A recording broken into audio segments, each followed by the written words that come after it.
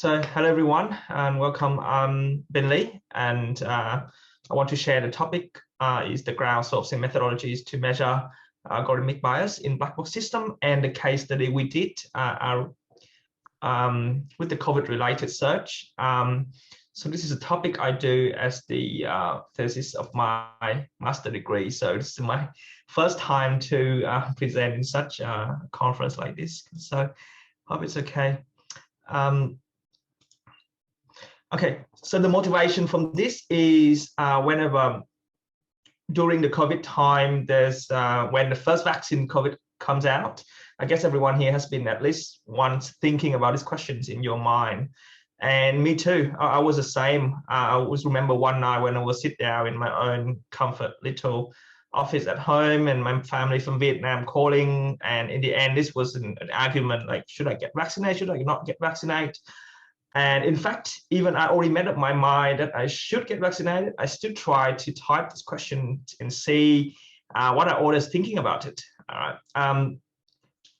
So I'm curious to see what our people see in their search engine result page. Stand for SERP. And that's what I'm doing this one.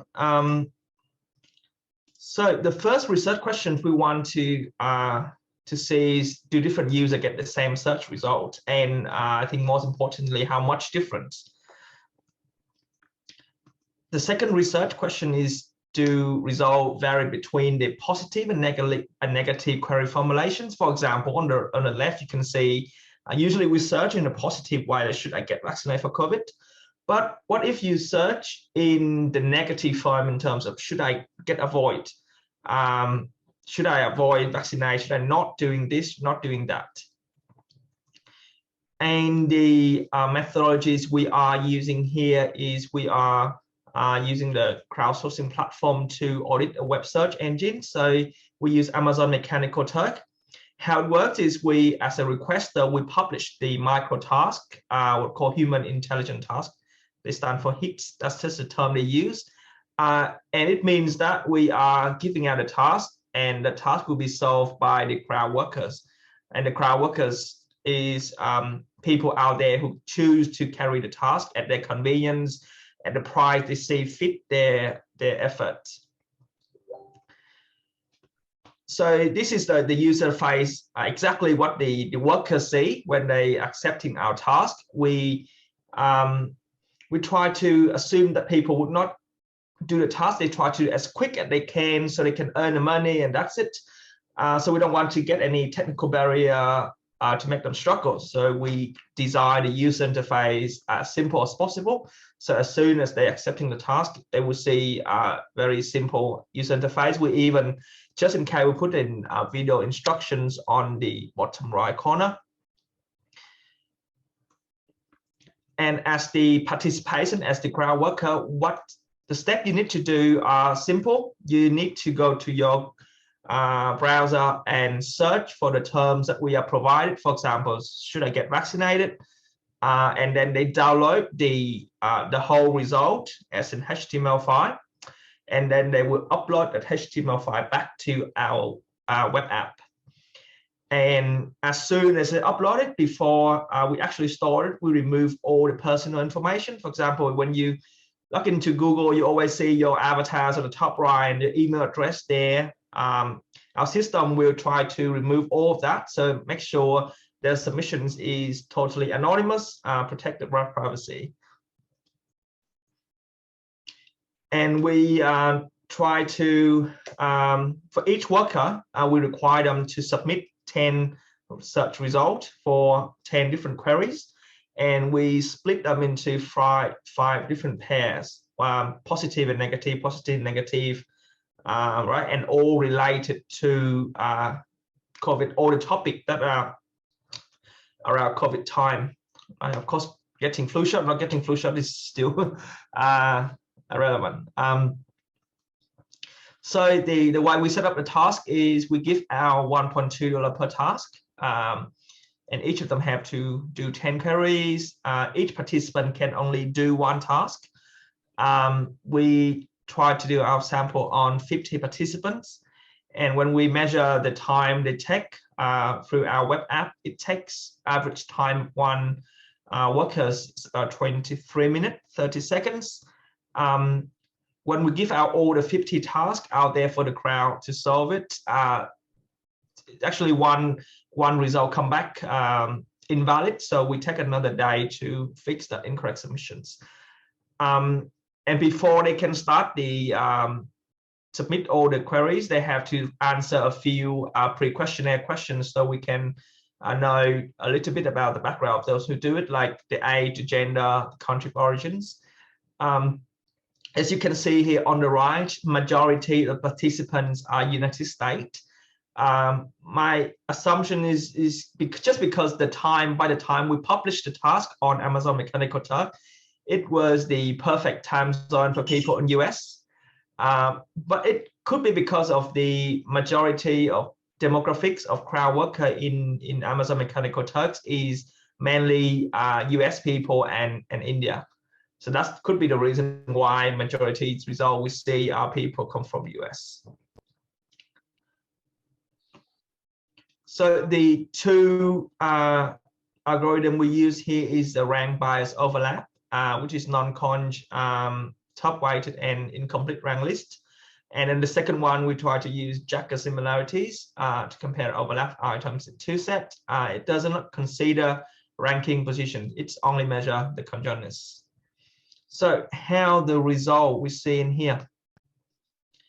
So on the x-axis, there's 50 people who attend, and there's their unique ID. And then on the y-axis, the result of rank bias overlap. So the higher, the more. So we try to compare a search result of one people to see if that are different from the rest of the other 50 people. Right, so that's why we see the people in the color of US higher, because it's simply because there's more US people. So when we compare one result across the 50 people, it got higher. So each color represents people from different countries. What we see as standouts, like for some reason the participant with the ID of 140 somehow got different from the rest of the US people.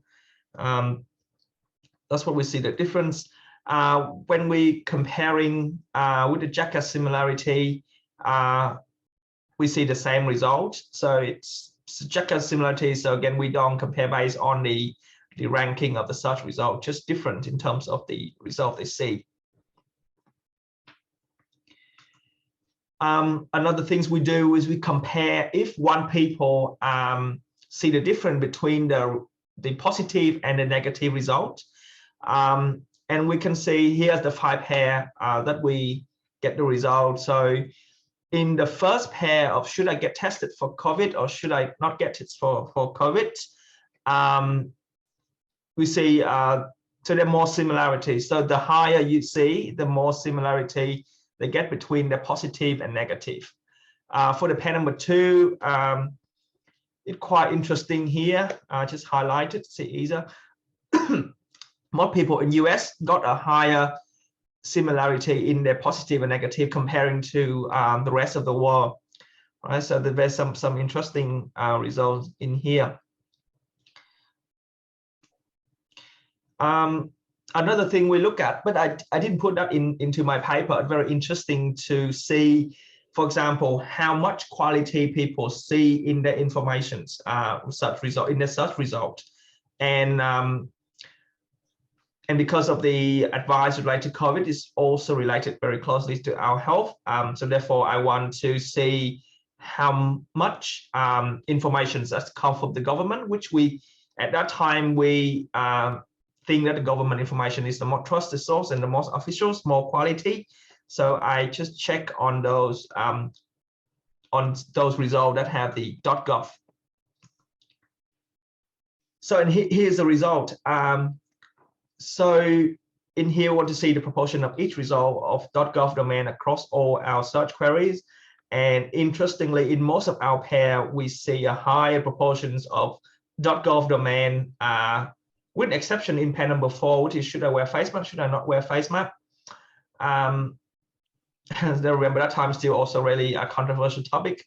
For that, we see less government search result. For the panel before, we see less government search result when people search in the positive format, right? Which is interesting. So conclusions. So here's we hope to show how we use the crowdsourcing platform to audit a web search engine, in this case Google, which is a black box system, which we don't know what is the algorithm behind it. And our validation of the feasibilities will be better if in the future world we have larger data set, a more amount of worker, maybe more variety of worker. And we think that this way is more scalable and less control. So the people who do the task do in their own time, and we still can receive the result and check and make sure it all works. Great. And the data we'll receive are really good in terms of the format and everything. After that, we just really easy to process the data. And yeah, for me personally, it's very interesting to see how information we see every single day impact us bit by bit. And at some point of life, we consider it's our undeniable belief. And even though that's come from different sorts of information we see every day. So that's very interesting for me. Yep, so thank you very much for listening to my presentations. So my first time representing such conference like this, so I hope okay, interesting to you guys.